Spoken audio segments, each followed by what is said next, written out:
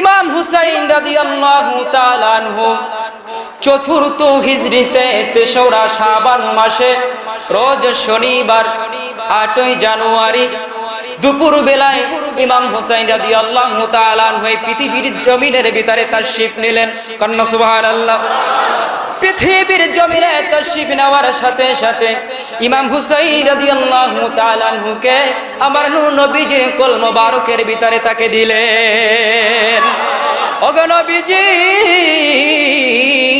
দেখুন না, পূর্ণিমার চাঁদের মতো একটা চাঁদ মা ফাতিমার কোলে আসলো। নবী গো, এত সুন্দর শিশু জীবনে কোনোদিন দেখি নাই গো নবী। আমার দয়ার নবী ইমাম হুসাইনের চেহারা মোবারকের দিকে তাকাইয়া নবীজি খুশি হলো, আবার তার চোখ মোবারক থেকে পানি ছেড়ে দিল। সাহাবী আরজ করল, ইয়া রাসূলুল্লাহ, ইয়া হাবিবাল্লাহ, কি জন্য আপনি কান্না করলেন? কি জন্য চোখ থেকে পানি ছেড়ে দিলেন? আমার নবী ডাক দিয়ে বলল, সাহাবীরা রে, তোমরা শোনো কি জন্য আমি কান্না করলাম।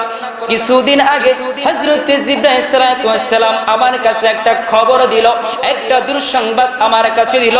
কি দুঃসংবাদ দিল তোমরা কি জানো? হযরত জিবরাইল বলল, ইয়া রাসূলুল্লাহ, ইয়া হাবিবাল্লাহ, আপনার যে নাতি ইমাম হুসাইন রাদিয়াল্লাহু তাআলা পৃথিবীর জমিনে তাশরীফ নেবেন, আপনার ওই দৌহিত্র কারবালার ময়দানে আপনার উম্মতের জন্য শহীদ হয়ে যাবে। বন্ধুরা, আবার গভীর মনোযোগ। ইমাম হুসাইন কারবালার ময়দানে শহীদ হবে। আমার নবী জানে কি জানে না? আরো জোরে কোন, জানে কি জানে না? ইমাম হুসাইন জানে কি জানে না? যে শহীদ হবে সেও জানে। কন্না সুবহানাল্লাহ। বন্ধুরা, আবার ইমাম হুসাইন রাদিয়াল্লাহু তাআলা আনহুকে যখন নবীজির কোল মোবারকে দেওয়া হলো, নবী বলল, আমার এই নাতি কারবালার প্রান্তরে শহীদ হয়ে যাবে। ইয়াজিদ এবার বলা শুরু করে দিল, ও দুনিয়ার মুসলমানেরা, দামেস্কের মুসলমানরা, তোমরা শুনে রাখো, কোরআন এবং হাদিস দ্বারা কোনো দেশ চলতে পারে না, ধর্ম চলতে পারে। কন্না নাউজুবিল্লাহ। কোরআন হাদিস দ্বারা দেশ চলতে পারে না, ধর্ম চলতে পারে। সুতরাং আমি ইয়াজিদের মুখ থেকে যেটা বের হবে সেইটাই হবে সংবিধান। জোরে কন্না নাউজুবিল্লাহ। তৃতীয় নম্বরে ইয়াজিদ যেই কাজটা করলো, জঘন্যতম একটা কাজ, নবী বংশের হুসাইন রাদিয়াল্লাহু তাআলার আওলাদ যারা ছিল তাদেরকে ক্ষমতা থেকে, বিভিন্ন প্রদেশের ক্ষমতা থেকে সরিয়ে দিল, রাজদরবারের চাকরি থেকে তাদেরকে পদ থেকে সরিয়ে দিল। এই খবর হুসাইন রাদিয়াল্লাহু তাআলা যখন শুনতে পেল, তিনি এই কথা মানতে পারলেন না, তিনি তার হাতে বয়াত গ্রহণ করতে পারলেন না। যেহেতু ডাইরেক্টলি আমার আল্লাহ পাকের আয়াতের বিরুদ্ধে ইয়াজিদ অ্যাকশন নিছে। কথা কোন ঠিক না বেটি? এক তো আল্লাহ পাকের আয়াতকে অস্বীকার করলো, আর এক তো ইমাম হুসাইনের রাসূলের আওলাদদেরকে তার রাজতন্ত্র থেকে সরিয়ে দিল, তার খেলাফত থেকে সরিয়ে দিল।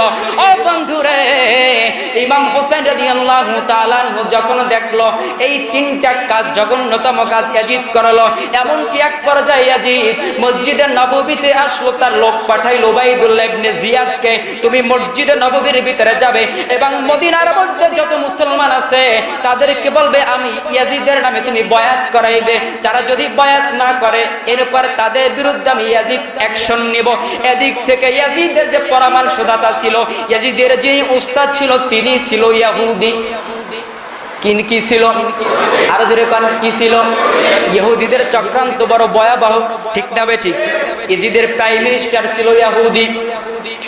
এই ইহুদি বুদ্ধি দিল, পৃথিবীর মধ্যে তুমি যদি রাজতন্ত্র কায়েম করতে চাও, পৃথিবীর থেকে চিরতরে তুমি হুসাইনকে তুমি বিদায় করে দাও। কন্না নাউজুবিল্লাহ। আরো জোরে কন্না নাউজুবিল্লাহ। ইয়াজিদ, তুমি হুসাইনকে পৃথিবীর থেকে বিদায় করে দাও। এই কথা যখন বলল, ওই দিন থেকে ইয়াজিদের মনের ভিতরে চিন্তা ঢুকে গেল, কেমন ভাবে পৃথিবীর থেকে নবীর আওলাদ হুসাইনকে আমি বিদায় করে দিতে পারি। বিভিন্ন কৌশল তিনি অবলম্বন করলো। এমন জঘন্যতম কাজ করার জন্য ইয়াজিদ এমন জঘন্যতম কাজ করার জন্য প্রস্তুতি নিল। ইয়াজিদ যখন দেখলো মসজিদে নববীতে যখন ঘোষণা দিয়ে দিল আসরের নামাজের পরে, হ্যাঁ মসজিদে নববীর লোকেরা তোমরা সকলে বসো, ইয়াজিদের নামে বয়াত হবে। এই কথা শোনার সঙ্গে সঙ্গে হযরত আবু বকরের ছেলে, হযরত ওমরের ছেলে, দুই পাশ থেকে দুইজন দাঁড়িয়ে গেল, খবরদার খবরদার উবাইদুল্লাহ ইবনে জিয়াদ, মসজিদে নববীতে, আমার নবীর মসজিদে নববীতে আমরা বেঁচে থাকতে ইয়াজিদের বয়াত হতে পারে না। এই কথা যখন বলল সমস্ত মুসল্লিরা তাদের পক্ষে চলে গেল। এবার ইয়াজিদের পক্ষে কোন লোক ওই মসজিদের ভিতরে পাওয়া গেল না। এমন সময় দেখতে পেল উবাইদুল্লাহ ইবনে জিয়াদ অত্যন্ত ভীত সতস্র অবস্থায় হয়ে তিনি আবার ওখান থেকে চলে গেল। ও বন্ধুরে, ইয়াজিদকে খবর দিল, খবরদার খবরদার, আপনি কোনোদিনও হোসেনকে বাঁচিয়ে রাখলে কিন্তু আপনি এই রাজতন্ত্র কায়েম করতে পারবেন না। কারণ কি, মসজিদে নববীর মধ্যে আমি গিয়েছি, মসজিদে নববীর ভিতরে দেখেছি হোসেন রাদিয়াল্লাহু তাআলা নূর যে জনসমার্থক, তা দেখে বোঝা যায় আপনার পক্ষে মসজিদে নববীর মধ্যে কোনো লোক পাওয়া গেল না।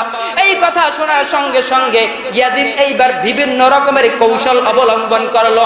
তার ভিতরে একটা কৌশল কি, কুফা থেকে 1 নয় 2 নয় 3 নয় বন্ধু 150 খানা চিঠি ইমাম হুসাইনের কাছে পাঠাইলো। কয়খানা?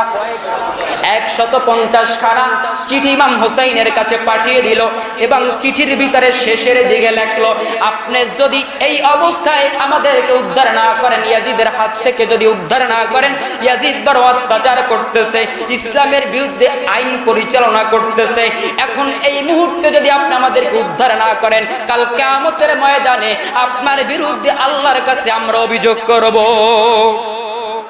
এই কথা যখন বলল ইমাম হুসাইন রাদিয়াল্লাহু তাআলা তিনি আর মানতে পারলো না। এটা কোনোদিনও হতে পারে না যে আমি কোনোদিনও এটা হতে পারে না যে আমার বিরুদ্ধে আল্লাহর কাছে অভিযোগ করবে। এটা কোনোদিন হতে পারে না।